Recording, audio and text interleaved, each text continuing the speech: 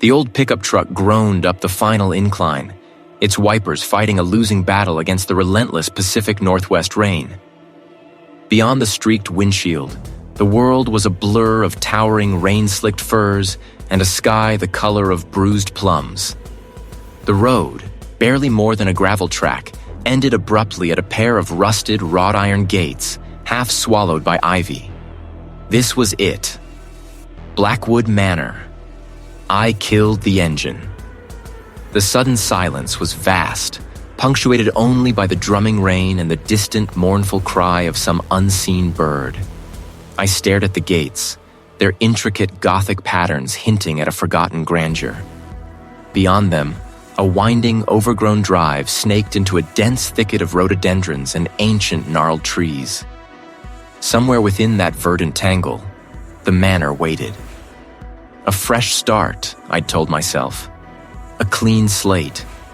After everything, the crushing weight of the city, the whispers, the endless, suffocating pity, this isolated pocket of the world felt like a reprieve. My great-aunt Elara, God rest her eccentric soul, had bequeathed me this sprawling, decaying monument to her reclusive life. I barely remembered her. A fleeting image of a woman with soil-stained hands and eyes that seemed to see things others didn't. Now her legacy was mine. I wrestled with the padlock on the gates, a relic thick with rust. Eventually, with a grunt and a spray of grime, it snapped open. The hinges shrieked in protest as I pushed the heavy iron inwards, clearing just enough space for the truck to squeeze through. The drive was a tunnel of green, branches scraping against the paint, the air thick with the scent of wet earth, pine needles, and something else. Something vaguely sweet and fungal clinging to the dampness. Then, through a break in the trees, I saw it. It wasn't just large. It was immense. A sprawling, timber-framed behemoth that looked as if it had grown organically from the very rock it stood upon. Gables, turrets, and countless windows, many dark and empty like sightless eyes, jutted out at odd angles. Moss upholstered the roof tiles, and ivy, thick as anaconda coils, scaled the stone walls, reaching towards the sky like grasping fingers. It was magnificent and terrifying all at once, a sleeping giant slowly being consumed by the wilderness it commanded. This wasn't just a house, it was a presence. The rain had eased to a drizzle, and the air hung heavy and still. I stepped out, the gravel crunching under my boots, and took a deep breath. The sweet, fungal smell was stronger here, mixed with the faint metallic tang of decay. The front door was surprisingly unlocked, yielding with a low groan that echoed through the cavernous foyer. The foyer was vast, lit only by the weak, watery light filtering through a leaded glass window high above. Cobwebs, thick and gray, draped from the vaulted ceiling like ancient tapestries. No answer, of course. I ran a hand over a dusty, ornate newel post. My eyes scanned the cavernous space. To my left, a grand staircase spiraled upwards into gloom. A flash, unbidden and unwelcome, pierced the relative calm of the manor. The cloying smell of sweat and fear, not my own, but the collective residue of countless others. The utter suffocating stillness of that place, the intake holding area during power outage, had been a crucible of absolute powerlessness. It was a memory I tried to bury, a stark reminder of how quickly control could evaporate, leaving only the raw, exposed nerves of existence. I shook my head, pushing the memory back down. Focus, Blake. I started my exploration, choosing the corridor to the right. Each step I took seemed to stir the dust of decades, sending motes dancing in the faint light. I passed a formal dining room, its immense table shrouded in white sheets like a ghostly banquet. Further down, I found a library. This room felt different. Bookshelves, stretching from floor to ceiling, overflowed with ancient tomes, their spines cracked and faded. A large mahogany desk dominated the center of the room, littered with dried leaves, botanical sketches, and a magnifying glass. This was Elara's sanctuary. I picked up one of the sketches. It was a meticulous drawing of a flower, intricate and beautiful, but with an unsettling twist. Its petals seemed to writhe, almost like tiny, delicate tentacles. My great-aunt's obsession with plants, I remembered hearing, had been legendary. On a side table, amidst a pile of aged paperbacks and a half-empty teacup, sat a small, ornate wooden box. It wasn't locked. Curiosity, a dangerous companion in places like this, urged me to open it. Inside, nestled on a bed of faded velvet, was a single dried flower. It wasn't like any flower I'd ever seen. Its petals were a deep, almost black crimson, but instead of the delicate, papery texture I expected, they were leathery, thick, and almost alive-looking. A faint, almost imperceptible pulse seemed to emanate from its core, and the cloying, sweet fungal scent, which had been lurking at the edges of my perception, intensified dramatically. It was beautiful, in a grotesque, unsettling way. It felt heavy, as if it held secrets beyond its dried form. Elara hadn't just collected plants. He had cultivated something else entirely. And somehow I knew Blackwood Manor was deeply intertwined with whatever that something was. The house didn't just feel old, it felt hungry. The rain had softened to a persistent drizzle by the time I wrestled the last box from the truck bed. Blackwood Manor loomed, not quite silhouetted against the bruised sky, but rather absorbing the last vestiges of light, its dark timber and leaded windows blending into the deepening twilight. The air, heavy with the scent of wet earth and ancient pine, carried a chill that seeped through my jacket. I stood for a moment, the weight of a fresh start pressing down, trying to ignore the way the house seemed to watch me, a silent, hulking sentinel. My flashlight beam cut a shaky path across high, vaulted ceilings and tapestried walls, illuminating ghostly furniture draped in white sheets. I tried the light switches in the hall, then the drawing room, then what looked like a study. Nothing. The power was out, which, given the storm, wasn't surprising, but it certainly ratcheted up the sense of isolation. I found a small, less intimidating bedroom on the ground floor, stripped the dust sheet from a narrow bed, and tossed my sleeping bag onto the bare mattress. As I sat on the edge of the bed, the beam of my flashlight playing over the peeling wallpaper, I started to hear it. Not a distinct sound, not at first. More like the house shifting its weight, settling deeper into its foundations. I told myself it was just an old house, a grand, neglected structure waking from a long slumber. I'd grown up in a suburban tract home, where the loudest sound was the neighbor's lawnmower. This was a different beast entirely. But then, an hour or so later, as I was trying to read by the meager glow of my phone, the sounds changed. The creaks became more deliberate, like footsteps moving across the floorboards directly above me. They weren't the wind. I'd snap my head up, phone light cutting through the gloom, and they'd stop. I found myself holding my breath, straining to catch them again, my skin prickling. My eyes kept darting to the periphery of the light, convinced I saw movement. Each time I looked directly, it was gone. But the feeling of being watched, of not being alone, was starting to solidify into something more concrete, more unsettling. The lack of power was becoming a genuine problem.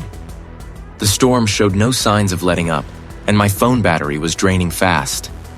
I needed to find a generator, or at least the main circuit breaker. I vaguely remembered seeing a smaller, more utilitarian building set back from the manor, partially hidden by overgrown hedges, on the estate map Elara's solicitor had provided. It seemed like the most logical place for auxiliary systems. Stepping back out into the persistent drizzle, the air was surprisingly still, the trees silent sentinels. The path to the outbuilding was choked with weeds, the gravel crunching under my boots. The structure itself was a squat, windowless concrete block, looking less like a shed and more like a bunker. A heavy metal door, flecked with rust, was set into its side. I pushed the door open, the sound of protesting hinges echoing unnaturally loud in the damp night. Inside, the air was thick, humid, smelling of damp earth, stagnant water, and a faint, cloying sweetness I couldn't place. In the back, a large, clunky generator sat silent, its fuel lines disconnected. I saw faint, almost iridescent trails on the concrete floor, like slug tracks, leading towards a drain in the corner, where the air felt even heavier, even more alive. The hairs on my arms stood on end. My determination to fix the power was quickly being replaced by a primal urge to get out. This place felt wrong.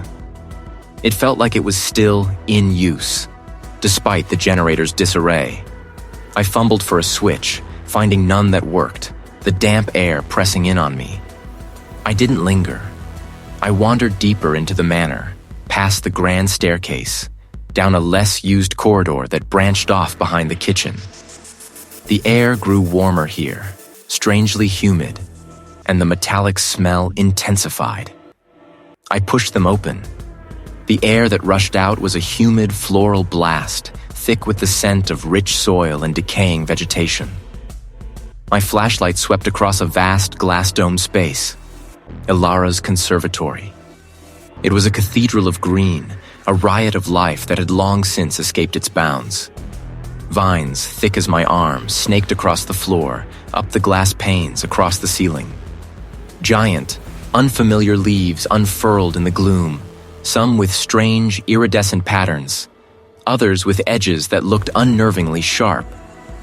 They were a chorus, a low, resonant hum that vibrated through the very floor, through my bones.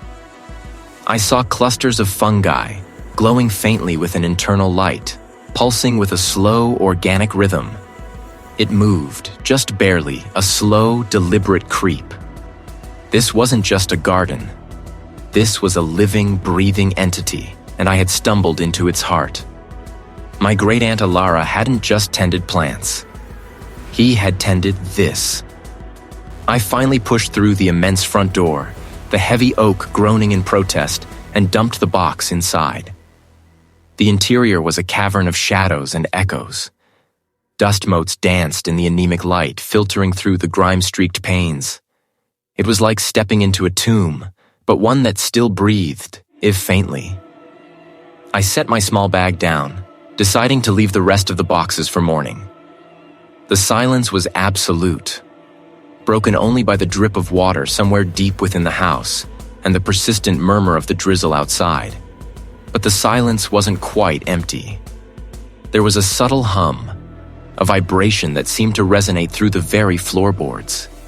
It was a faint, organic thrum, like a distant, massive heartbeat. It pulled at me, a low, thrumming chord in the symphony of the manor's decay. That verdant sweetness, it was strongest in a particular direction, drawing me like a moth to a strange flame. The air changed instantly. A wave of humid warmth washed over me, carrying with it a dense, cloying perfume unlike anything I'd ever smelled. It was rich, earthy, and had an almost narcotic quality. This was it, the conservatory. It was less a room and more a self-contained ecosystem. Glass panels formed a vast, soaring dome overhead, but the light was muted, filtered through an impossibly dense canopy of foliage. Plants I couldn't name, couldn't even begin to categorize, grew in a riotous, unrestrained tangle. Some had leaves the color of bruised plums, others were a sickly, translucent green. Massive, fleshy blossoms, some as large as dinner plates, hung heavy on their stems, their petals a startling array of unnatural hues, deep violets, sickly yellows, and a disturbing, almost black crimson. The air was heavy, almost viscous with humidity, and the scent was overwhelming now, a mix of rot and something intensely floral, almost sickly sweet. My skin felt clammy, and a strange prickling sensation crawled up my arms. I could hear the drip of condensation, the rustle of leaves, and what sounded like a faint rhythmic sucking from deep within the growth. I navigated a narrow, winding path that had been carved through the dense vegetation, pushing aside thick, velvety leaves that felt strangely warm to the touch. On its surface, nestled amongst a few ancient gardening tools and a scattering of dried, unidentified pods, lay a stack of leather-bound journals. Elara's. The leather was supple, well-worn. Inside, the script was precise, initially. Early entries detailed Latin names, soil compositions, and light requirements. But as I flipped through the pages, the tone shifted. The handwriting grew more frantic, the margins filled with frantic scribbles and strange diagrams. "The growth is responsive," one entry from years ago read. "It learns, it hungers, I must feed it, always feed it." And then, in a spidery scrawl, almost illegible, "It will have a new host soon, a strong one, a worthy one." A sudden sharp crack echoed through the conservatory, followed by a low guttural groan that seemed to emanate from the very floor beneath my feet. The air went still, the soft luminescence of the plants flickering and dying. I gasped, dropping the journal. The air grew heavy, the sweet scent now tinged with something acrid, almost metallic. The plants, devoid of their internal glow, were now just hulking, unseen presences. Only the dripping water answered. I pushed forward blindly, my phone's beam swinging wildly, searching for an exit, for anything familiar. I pushed through a heavy padded door that I hadn't noticed before and found myself in a different space entirely. The air here was dry, stale, and smelled faintly of disinfectant and old electronics. My phone light showed concrete walls, metal shelving units, and a large humming panel covered in dials and switches. An emergency light, powered by what sounded like a failing battery, cast a weak yellow glow from the ceiling. Only my phone beam remained. The metallic scent was stronger here. Elara's words echoed in my mind. "It will have a new host soon. A worthy one." I wasn't just exploring a house. I was trapped inside a living organism, and it was waking up. The realization, cold and sharp as a sliver of ice in my gut, hadn't faded. The air itself felt thick, not with dust, but with something vital, something breathing. I tried to rationalize it, of course. My mind, a desperate advocate for sanity, conjured explanations. Old pipes, drafts, the peculiar acoustics of an ancient building. It was the feeling of being watched, not by a pair of eyes, but by something far more encompassing, something that permeated the very walls around me. I was in the main parlor, a cavernous room filled with Elara's heavy antique furniture. A ceramic teacup, delicate and painted with faded wildflowers, sat on a polished mahogany side table. As I watched, my breath held tight in my chest. The cup shivered. It moved perhaps an inch, then settled. My eyes darted around the room, searching for a draft, a vibration, anything. There was nothing. The air was still, heavy. Then, the book. I hadn't touched it since I'd arrived. My skin prickled. This wasn't a draft. This was intentional. My gaze fell upon a tall, ornate mirror hanging opposite the fireplace. Its silvered surface, usually a faithful reflection, now seemed to ripple. My own face stared back at me, but it wasn't quite right. My features were elongated, my eyes sunken deeper, my mouth stretched into a grotesque caricature of a smile. I blinked, hard, and the mirror returned to normal, showing only my pale, terrified face. But it was real. The house was pushing back, making its presence known. My phone, a constant companion in the outside world, felt suddenly useless, a dead weight in my pocket. I pulled it out. No signal. Not even a single bar. I'd noticed it before, the spotty reception, but now it was absolute. A blank screen where the network indicator should be. Panic began to coil around my throat, squeezing. I remembered seeing an old rotary dial telephone in a dusty alcove near the kitchen, a relic Elara must have kept for emergencies. It was a long shot, but it was my only shot. The phone sat on a small, wobbly table. I picked up the heavy receiver.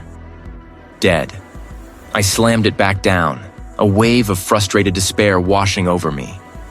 That's when the lights flickered. A raw gasp tore from my throat. My foot caught on something and I stumbled, sprawling forward into a narrow, unfamiliar passageway. My hands braced against a rough, textured surface not plaster, but something fibrous, almost organic. A low hum, a deep, resonant thrum, vibrated through the floorboards beneath me. It wasn't electrical. It was biological. My fingers, slick with nervous sweat, fumbled for my phone again, hoping its flashlight function would work. I was in a cramped, concrete space, pipes running along the ceiling, thick cables snaking across the floor. This wasn't a living room. This was a utility area, a nerve center perhaps. They pulsed faintly, a subtle, rhythmic contraction that mirrored the hum I felt underfoot. My phone, in my shaking grip, chose that moment to flicker, then die. The battery indicator had been full just minutes ago.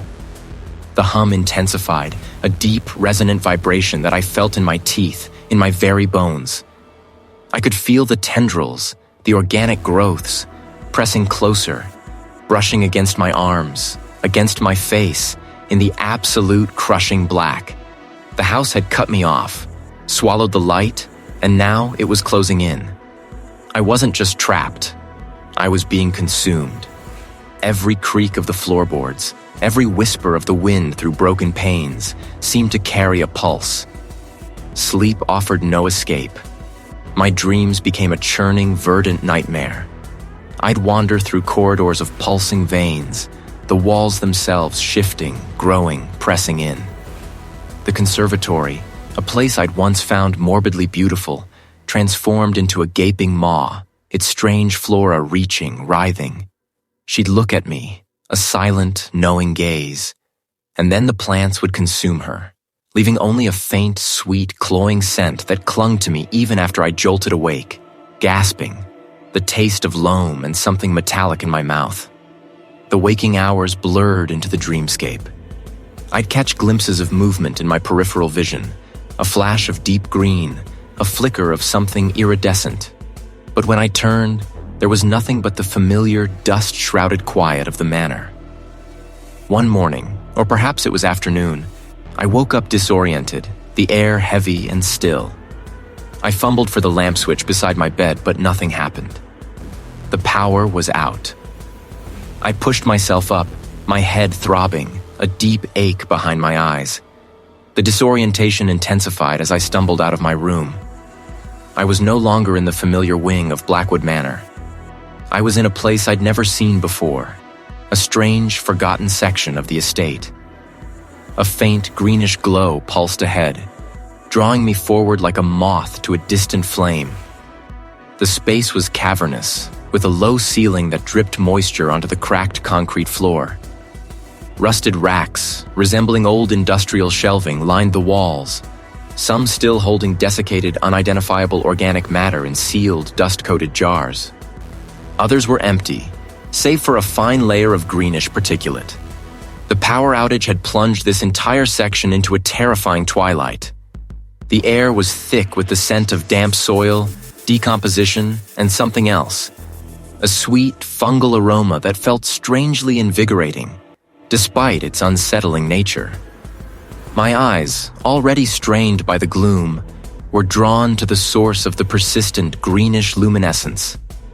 Tucked away on a low, forgotten shelf, nestled amongst cobwebs and brittle husks of what might have once been plants, was a single perfect orb.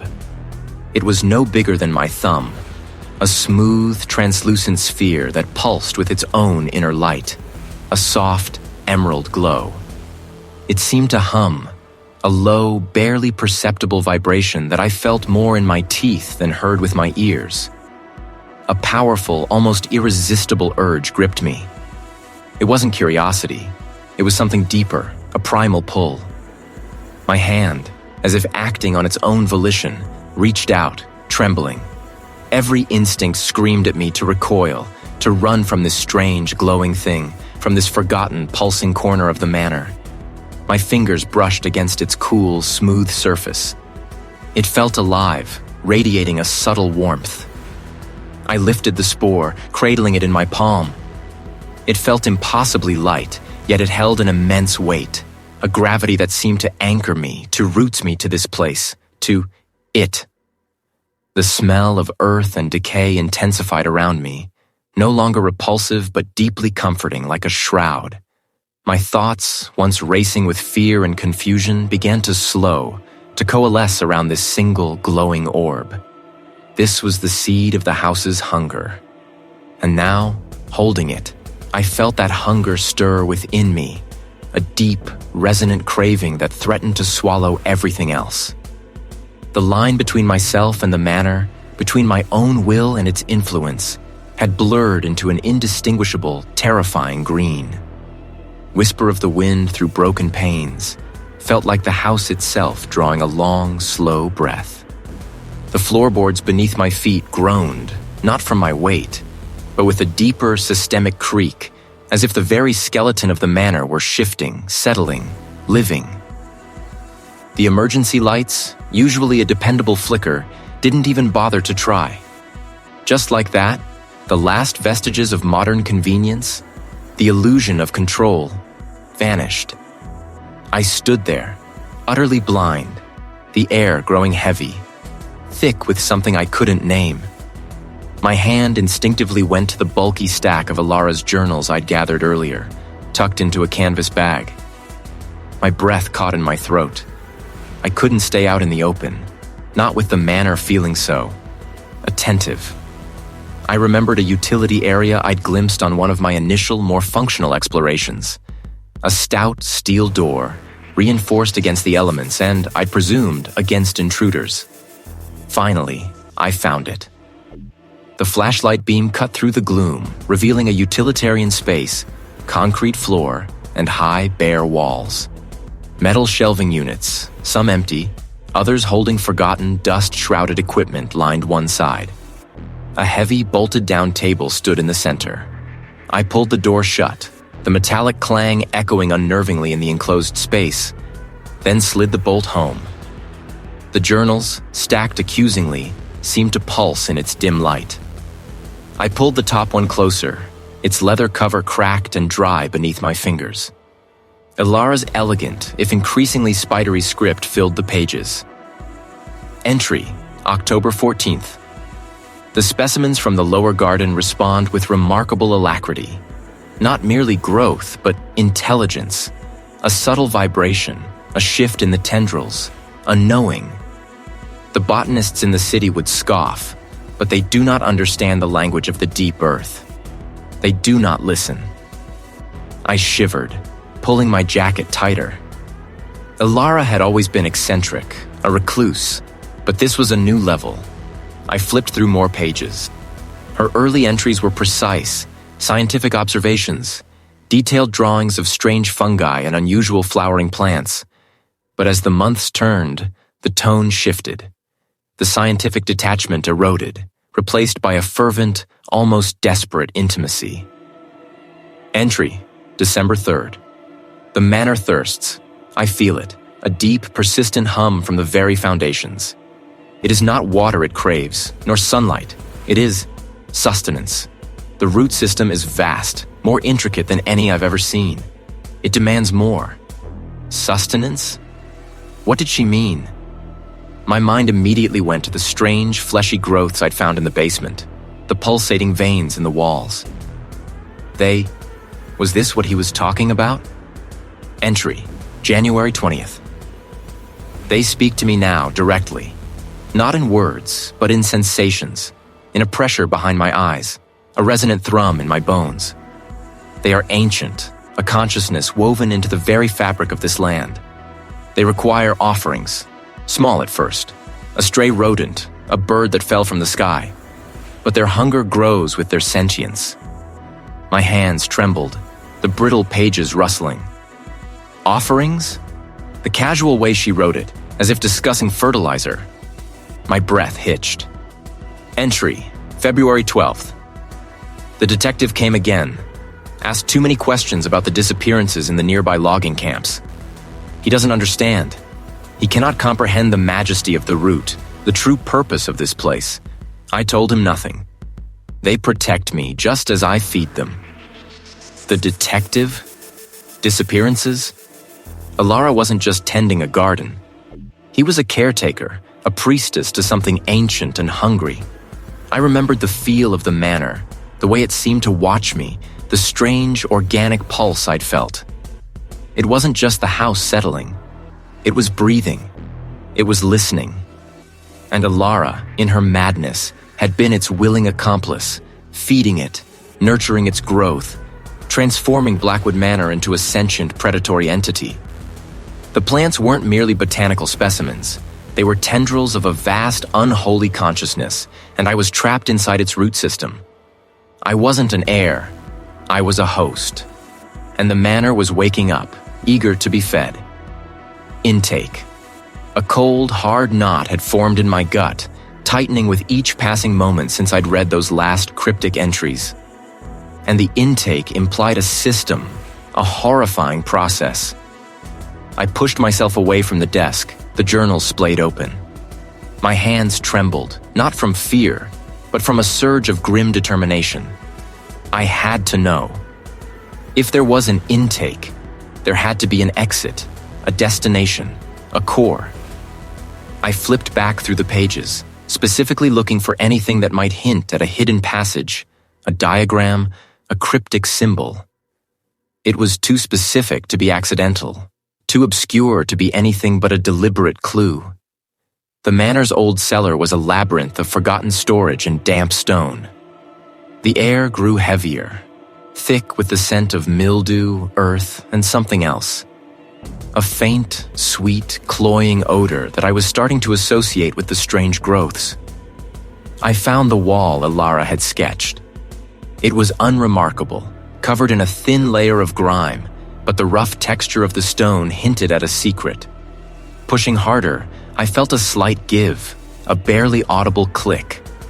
With a surge of adrenaline, I applied more pressure, and a section of the wall, disguised as an ancient storage panel, slowly, grudgingly, swung inward. Beyond it lay a narrow, sloping passage, cut roughly from the earth. The air that wafted out was thick and still, carrying that same sickly sweet perfume, now much stronger. It felt like breathing in the breath of something ancient and unwell. The descent was steep and winding, the walls rough-hewn and claustrophobic. I could hear a faint, rhythmic thrumming now, a low vibration that seemed to resonate through the very ground beneath my feet. It was subtle, like a giant, slow heartbeat. This wasn't a natural cave or a traditional cellar. Rusting metal grates covered what might have once been drains, and a series of dilapidated, reinforced cubicles lined one wall, their doors hanging ajar like gaping mouths. Wires dangled from the ceiling, their frayed ends like dead vines, confirming the power outage aspect. But it was what lay beyond this area that truly stole my breath and threatened to unravel my sanity. Through an archway, the concrete gave way to something else entirely. My light revealed a vast subterranean chamber, far larger than any part of the manor above. And it was alive. Massive, gnarled roots, thick as tree trunks, snaked across the floor, up the walls, and disappeared into the unseen ceiling. They weren't wood, not entirely. They were a pulsating deep violet, almost black, with a glistening, moist sheen. Between these titanic roots, a network of fungal growths bloomed in grotesque splendor. Shelf-like structures of sickly green and pale yellow, towering stalks that pulsed with an internal luminescence, and shimmering, gelatinous sacs that seemed to breathe. The rhythmic thrumming I'd heard earlier intensified here, a low, resonating hum that vibrated through my chest. It wasn't just roots and fungi. It was a single monstrous organism. The air here was suffocating, thick with the cloying sweetness and a strange, musky odor that made my eyes water. My gaze followed the intertwining mass, realizing with a horrifying clarity that these roots weren't merely growing here. They were. The chamber. They were the walls, the floor, the ceiling. They were the very architecture of this nightmare. This was it. This was the true heart of Blackwood Manor. Elara hadn't built a house over this thing. He had built a house for it. The manor was its root system, its tendrils reaching out, and this pulsating, breathing horror, was its core. And I, Blake, was standing in its very maw. A new host. I was no longer just an heir. I was prey. My flashlight beam, a trembling spear against the absolute black, cut through the oppressive humidity, revealing the true nature of the space. It wasn't stone or wood, not entirely. The walls pulsed, a slow, deep throb that resonated beneath my feet, through the soles of my boots. They were covered in a dense, mossy growth, but this wasn't mere vegetation. Alive. A faint, sweet, and sour stench permeated the air, a sickly perfume that caught in the back of my throat. It was the smell of decomposition and rampant growth, intertwined. I swung the light around, my breath catching. The room was small, circular, with a single heavy door I had barely managed to force open. There were no windows, only the living walls. In the center, a raised dais, a kind of altar, lay covered in the same organic matting. I could see faint indentations on its surface, as if something large and heavy had rested there for a very long time. My mind, still reeling from the revelation of Elara's cryptic notes, tried to process the horror of this place. This wasn't just a part of the house. It was a part of it. The root. I felt it now, a low hum that wasn't just in my ears but deep within my bones, a vibration that felt ancient and wrong. Not actual words, not at first. It was disorienting, 1,000 tiny voices trying to speak at once, blurring into an incomprehensible tide of sound. I pressed a hand to my ear, trying to block it out, but it wasn't external. It was inside, a pressure building behind my eyes. A flicker. A memory, sharp and sudden, like a shard of glass. Not of the manor, but of another place, another time. A small, sunlit room.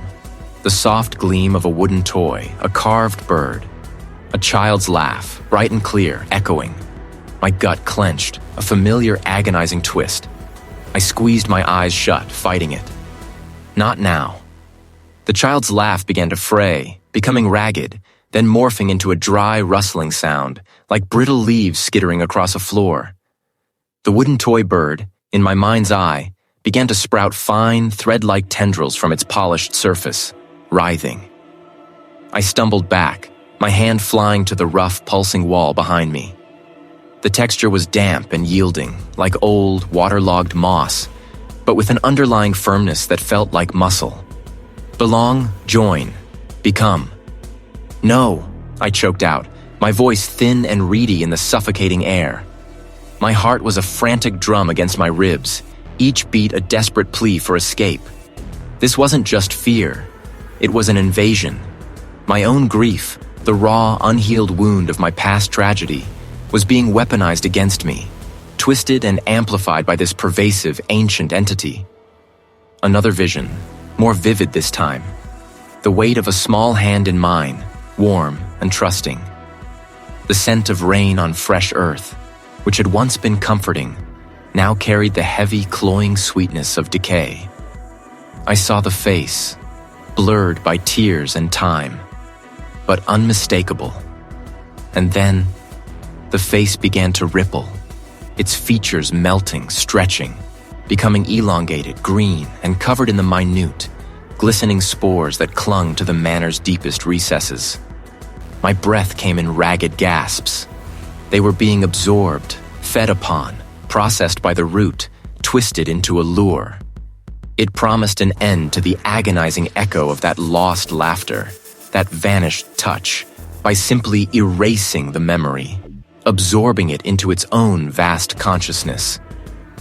My determination, usually a stubborn knot in my core, felt like it was fraying at the edges. The idea of letting go, of simply belonging to this ancient, sprawling network, was insidious. I could feel the tendrils of its influence reaching deeper, past the fear, past the grief, towards the very core of my being, seeking a purchase. A terrifying, undeniable connection was forming, a sense of shared ancestry with the living, breathing horror around me. I felt the slow, deliberate pulse of the root in my own veins, a rhythm that was becoming frighteningly familiar. It wasn't just outside me anymore. It was in, and it wanted me to stay. The suffocating air pressed in, thick and cloying, a physical manifestation of the terror that had just ripped through me. My own grief, the raw, gaping wound of my past, had been turned into a weapon, twisted and amplified until it threatened to consume me whole. I was being invaded, not just by fear, but by something that reached into the deepest, most sacred parts of my memory and defiled them. No, the word was a tiny spark, a desperate flicker in the overwhelming darkness, but it was mine. This wasn't just happening to me. It was happening through me. And if it could use me, maybe I could fight back. The conservatory. It had to be the source, the heart of this parasitic growth. Elara's obsession, the place where everything had begun. My hands, still trembling, balled into fists. But what could I use? The manor was old, full of forgotten things. I remembered seeing a utility room, a kind of workshop, tucked away in one of the service wings during my initial naive exploration. It was reinforced, a stout metal door, meant for storing tools or perhaps Elara's more robust botanical equipment.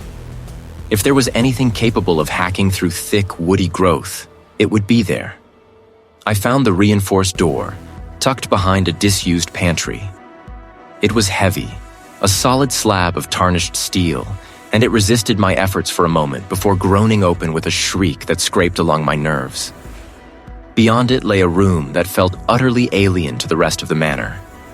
It was stark, utilitarian, with cinder block walls and a concrete floor. Along one wall, heavy-duty shelving units, bolted to the floor, held an array of tools. Rusted pruning shears the size of small swords, wicked-looking saws with teeth like a predator's grin, and even a small, well-used felling axe. This was where Elara brought her specimens. This was where she processed them. I moved with a desperate urgency, my gaze sweeping over the tools. The axe, that was it. Heavy, balanced, designed for destruction. The weight of it was strangely comforting, a solid anchor in the rising tide of unreality. Just as my grip tightened, the single bare bulb hanging from the ceiling flickered. Once, twice. The power was out. Fragments of memory, echoes of laughter, a specific sweet perfume. It was my past, weaponized again, distorted and twisted. I gripped the axe tighter, knuckles white. This was its move, its attempt to paralyze me. But I wouldn't let it. Not now. Not when I had a weapon. I lunged for the door, my boots skidding on the concrete. The entity lashed out, not with illusions now, but with something physical. A sudden sharp crack echoed from the wall beside me, and a thick, woody tendril, previously unseen, erupted from a hairline fissure in the cinder block. I ducked, the axe sweeping wildly, catching the tendril with a dull thud. It didn't sever, but it recoiled momentarily. The manor was alive, fighting back. The air was suddenly filled with the rustling of unseen leaves, the groaning of stressed wood, the sickening creak of something growing, shifting, moving beneath the very foundations. Vines, thick as my wrist, snaked across the floor, tripping me. I fell hard, the axe clattering from my grasp. Pain shot up my arm as my elbow struck the unforgiving floorboards. Before I could scramble for the axe, more tendrils erupted from the walls, from the very cracks in the plaster, seeking me out. They wrapped around my legs, constricting, their rough, bark-like surfaces scraping against my trousers, then my skin. My fingers scrabbled for the axe, my desperation a burning inferno in my chest. One tendril, thicker than the others, wrapped around my torso, squeezing the air from my lungs. With a desperate surge of strength, I swung it blindly, a wild, uncoordinated blow. The tendril around my chest spasmed, loosening its grip just enough for me to draw a ragged breath. But the relief was fleeting. More tendrils, thinner but numerous, lashed out, whipping across my face, stinging like nettles. One caught my left arm, pulling it taut, twisting it at an unnatural angle. A searing pain shot through me, a sickening pop echoing in my ears. I cried out, the axe falling from my numb fingers. The conservatory, my target, felt impossibly far away, a distant, mocking green glow in my mind's eye. The terror from before still clung to me, a cold sweat pricking my scalp. My grief, my past, it had all been twisted, amplified, weaponized. I was being invaded, not just by fear, but by a presence that felt organic. The power had died with a groaning sigh from the manor's ancient generators, plunging the already dim room into an oppressive, absolute black. My breath hitched. This was it. The place Elara had used to process whatever came into Blackwood, or perhaps what left it. It wasn't the house settling. It was a pulse. The root. I needed answers. Elara's final thoughts. I remembered her desk, cluttered with journals and botanical sketches. I ran my hands along the cold metal, then the rough wood of a desk I stumbled into. My fingers found the edge of a drawer, stiff with disuse. I tugged, grunting with effort, and it scraped open with a sound like dying leaves. Inside, amidst stacks of brittle, yellowed forms and a few dried, unrecognizable botanical specimens, lay a single, leather-bound journal. It was smaller than the others I'd found, almost intimate. My fingers trembled as I pulled it free. The air around me seemed to thicken, pressing in, urging me to open it. Or perhaps warning me not to. I flipped it open, the pages stiff. Elara's elegant, spidery script filled the first page I landed on. My eyes scanned, my breath catching in my throat. Entry 147, it demands, not merely sustenance, but communion, a joining. The old texts speak of the becoming, a final surrender of self to the great root, allowing one's consciousness to expand, to truly understand the flow, the purpose. They call it sacrifice, I call it evolution. My stomach churned. Evolution? She hadn't been a victim, not entirely. He had been a participant, a willing one. The words blurred for a moment, my mind refusing to accept the implication. My great-aunt, the reclusive botanist, had willingly offered herself to this monstrous thing? The ritual is simple in its horror. To offer not just flesh, but the very essence of memory, of emotion, of identity. To become a conduit, to shed the individual husk and merge with the grand organism. Only then will its hunger be truly sated, its growth unimpeded. And only then will the manor truly thrive. Thrive. She hadn't just been tending a garden. She'd been tending a god, or something close to it. The air grew heavier, thick with the sickly sweet scent, now tinged with something metallic, like damp earth and old blood. It was calling to me, demanding.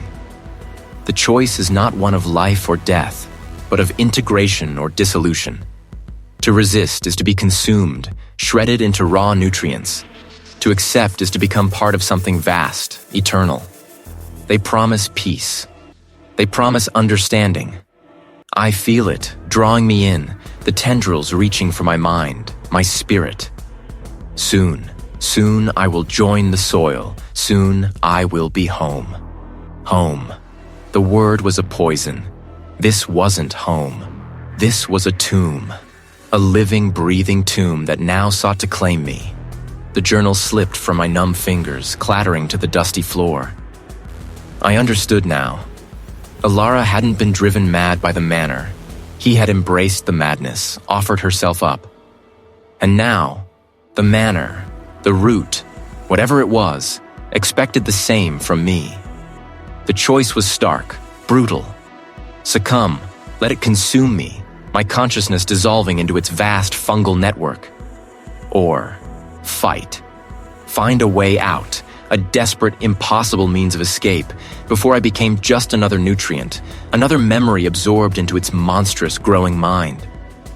They were testing me, coaxing me, promising that false peace Elara had written about. No, not me. I wouldn't become part of its evolution. I wouldn't become home. I would fight. I would find a way, even if it killed me. My hand still tingled from where it had slipped, the cold sweat a testament to the truth that had just struck me like a physical blow. Home. I'd thought of Blackwood Manor as a fresh start, a sanctuary. What a fool I'd been. It was a maw, a gaping, silent horror that had been waiting patiently for its next meal. For me. The flashlight beam, still clutched in my trembling hand, trembled too, its sickly yellow light dancing over the walls. I saw them now, not just the dust and the peeling paint, but the subtle, almost imperceptible undulations beneath the surface. The walls weren't just old, they were alive. It was the sound of the root, the true master of Blackwood Manor. And it was everywhere. My great-aunt Elara, a botanist they'd called her, a recluse. I dismissed the strange growths, the peculiar gardens as her eccentricities. Now the journal's final, frantic scrawl echoed in my mind. It needs a host, a mind to tend the garden, to feed the roots. The revelation hit me with an icy clarity that stole my breath. And now, it wanted me. It clawed at my throat, making my stomach clench. My legs felt like lead, but the primal instinct to flee screamed louder than any other thought. I stumbled towards the door, the one I'd come through, but it was no longer just a door. This wasn't just about escaping the house. It was about escaping it. I felt its influence, a subtle whisper at the edges of my thoughts, a gentle urging to stay, to surrender, to become one with the quiet, ancient pulse that permeated everything. It promised peace, an end to the gnawing grief that had driven me to this place. The plastic cracked, sending a jolt up my arm, but the fibrous strands merely shuddered, deepening their grip. The thrumming intensified, a low, guttural growl that resonated from the very foundations of the manor, vibrating through the soles of my shoes. Then, the walls themselves began to weep. It smelled like decay and life, a potent, cloying mix that made my eyes water. The light itself seemed to dim, fighting against the encroaching organic murk. There was nothing.